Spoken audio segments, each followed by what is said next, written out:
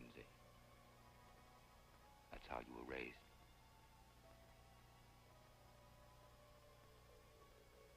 That's what you are.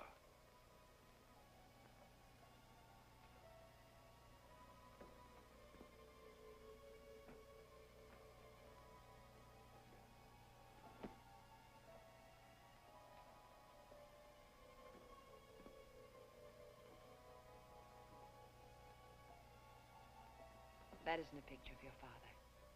It's just something I bought in a frame at the 10-cent store.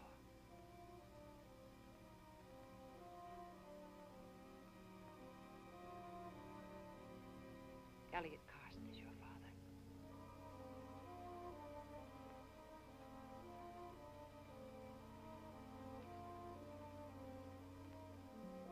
That's quite a situation. But it doesn't have to be a problem, Allison. Not for us. Come to the party, Allison. Come to the party. Come to the party.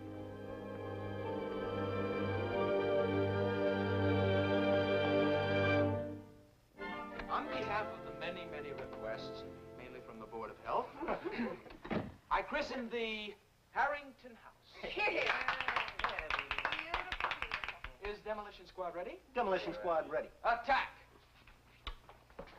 Well, Hello? I didn't think you were coming with your folks back and all. Well, they decided not to come back till tomorrow. Great. Where's Norman? I don't know. We haven't found a sulking corner yet. Well, if I find out where it is, I'll let you know. Come on, you can put your coat right in there. Thank you. Are you sure Michelangelo started off this way? You are supposed to be aiming at the ceilings, or come on, at least the walls. Well, all artists are a bit erratic. Who knows, we may start a new trend in painting place. Speckled furniture, speckled floors. Speckled tenants. How would you like a mural up here? I don't know. Can she paint? Oh.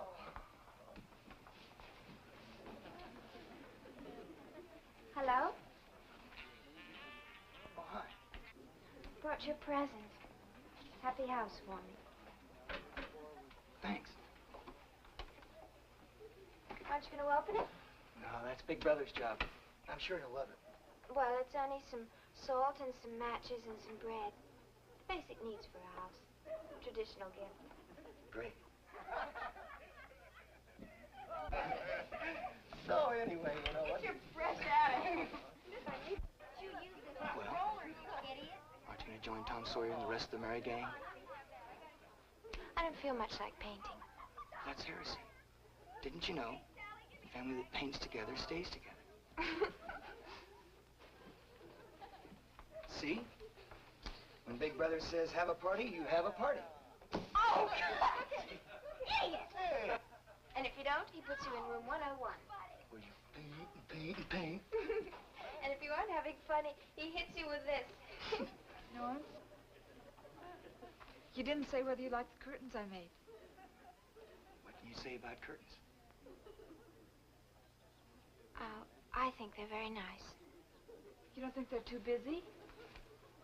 The busier, the better. That way, you always feel like you're doing something, even when you're not. Rita, thank you. The curtains are very nice. My brother, the perfect host. Norm, this is just as much your house as it is mine. How can you call it a house? House, apartment, what difference does it make? It's ours, isn't it? 50-50, remember? Yeah. Half of Paul Henley's cast-off apartment.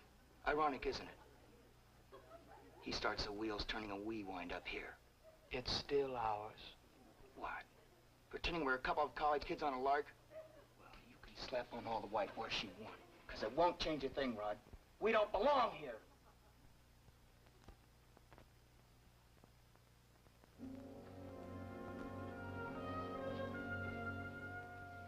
Norman.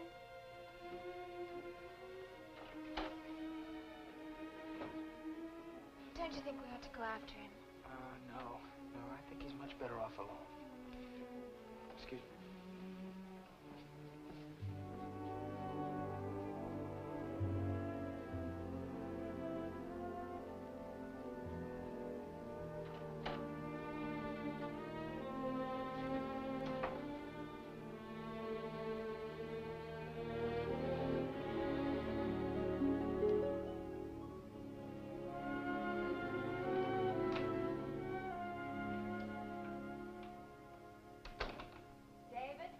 Yeah. I'm in here, darling. Well, For you. thank you. Oh. The place looks really good, darling. Thank you. I wanted everything to be just perfect by the time that you got home tonight. Did you have a rough day? Yes, I guess I'm not as organized as you are on the home front. Apparently, there was a Mrs. Chernock who used to work part-time for the Harringtons. I've hired her. And in no time at all, she'll be retrained to my methods. Good. Where's Kim? She's in bed. She's bathed and she's had her dinner. Peace. It's wonderful.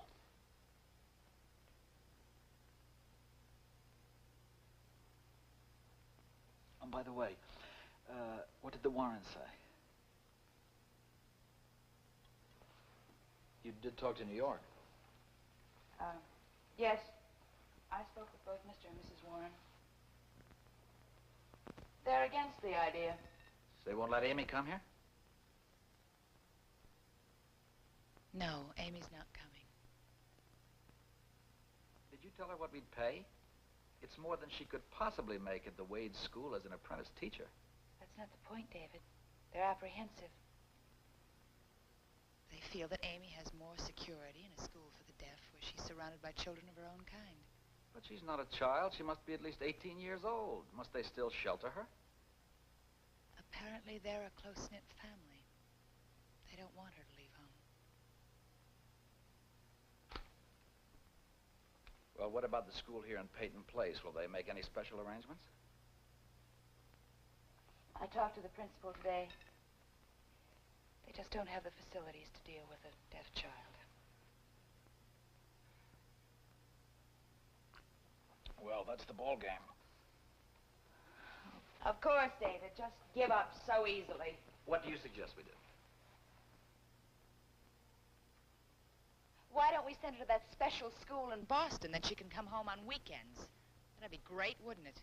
Well, that's ridiculous. We both have no intention of doing that. Why do you even bring it up? Because, David, I feel you fighting me at every corner. Now, look, Doris. We both knew when we started this whole thing that there are no facilities for the deaf in a small town. But you kept harping on the fact that you would find a way. I will.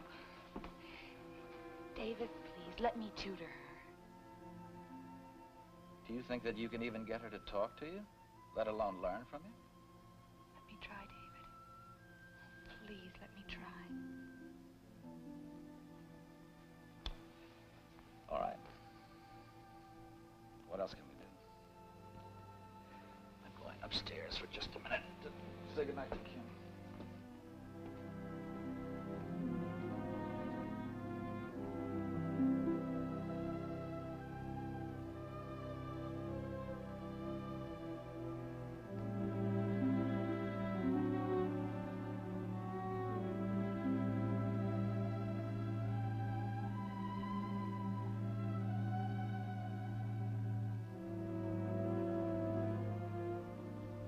Doris, Yes, David.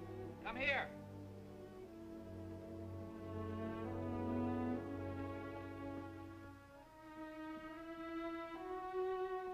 She's not in her bed and I can't find her. She's taken her doll. You've got to find her.